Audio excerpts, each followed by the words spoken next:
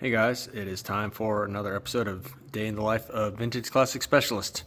So sorry that today's thumbnail is this car again. I just can't get enough of this car. And it's pretty much what I worked on today. So there you go. At least it's a different angle of it than it was yesterday. So let's see what happened today.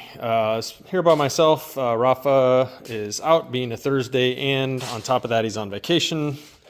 And Jacob and family and friends are camping. So yeah, pretty much had the place all to myself today. So kind of nice, quiet day here. So pretty much today on this bug, I started working on the shifting setup on it. So I pulled out this shift rod, which was pretty disgusting and had probably never been out of the car. Wire wheeled the whole thing, cleaned it up, degreased both ends of it, and then I put it back in with one of Washburn Metal's freaking awesome Delrin shift couplers, or shift bushings rather. So it's the one that goes right there. Piece here, this billet coupler comes from our friend Dave Greiner at Proformance. So he has these made. There's some others on the market, but I like to support Dave. He's a good guy, and his shop is like probably not even a quarter mile from us, so super convenient for me to pick one of these up when I need one.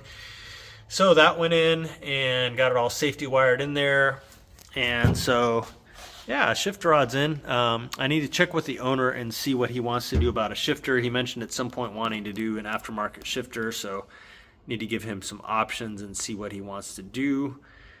The other sort of major thing I did on this car is when the car came in, it had a bunch of holes, like axis holes open in the tunnel. Don't really know why.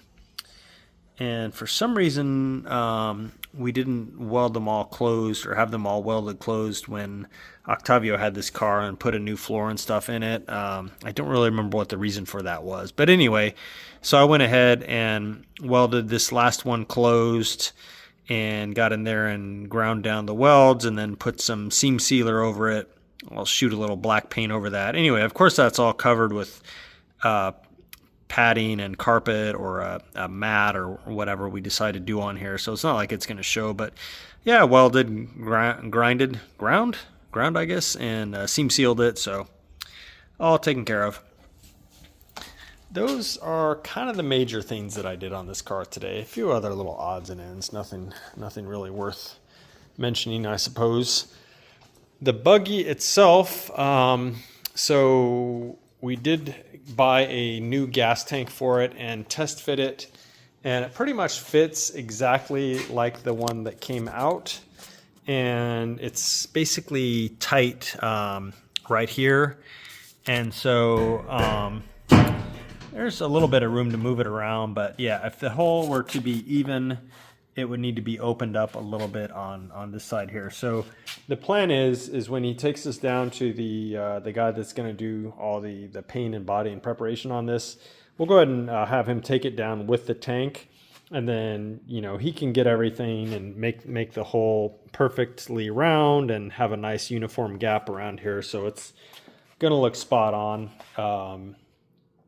So yeah, I think the owner of this car is aiming to try and rent a truck tomorrow and pick this thing up and take it down to the guys in San Diego County somewhere. So yeah, anyway, so played around with that a little bit with the owner today, and we're pretty happy with how this new tank fits. The concern was that the old tank, if the filler neck was in like a little different place or whatever, that it wouldn't fit, but it pretty much fits exactly like the tank that came out, which was a tank that had been in a wreck before and was all rusty, and it just really wasn't worth saving, with the possible exception of the neck not being in the same place on the new one. But neck is in the exact same place, so we're good to go.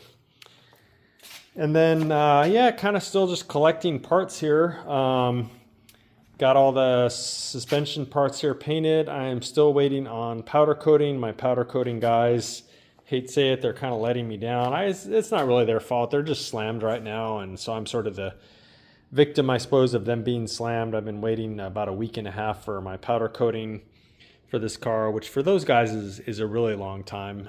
Usually they turn my stuff around in a few days, but again, they're slammed, so I'm glad they're staying busy. Good for them, good for their business, but I want my parts. Anyway, so I think they're supposed to get me parts tomorrow.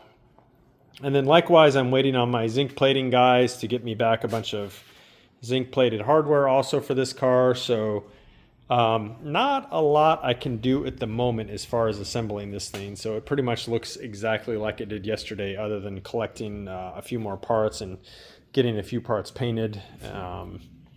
The other thing is I had Washburn's team make me a new shortened shift rod.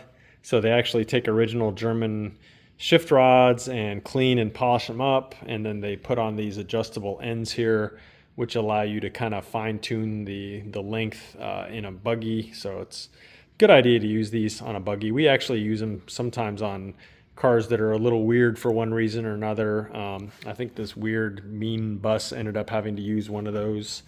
But yeah, so this is ready to go in. So got all these parts just kind of waiting on some powder coating and some zinc plating, and this thing is going to go together in no time. So that is it for today, guys. Appreciate you guys watching. Thanks for everyone who comments and likes my videos. Really appreciate it. We'll see you again soon. Bye.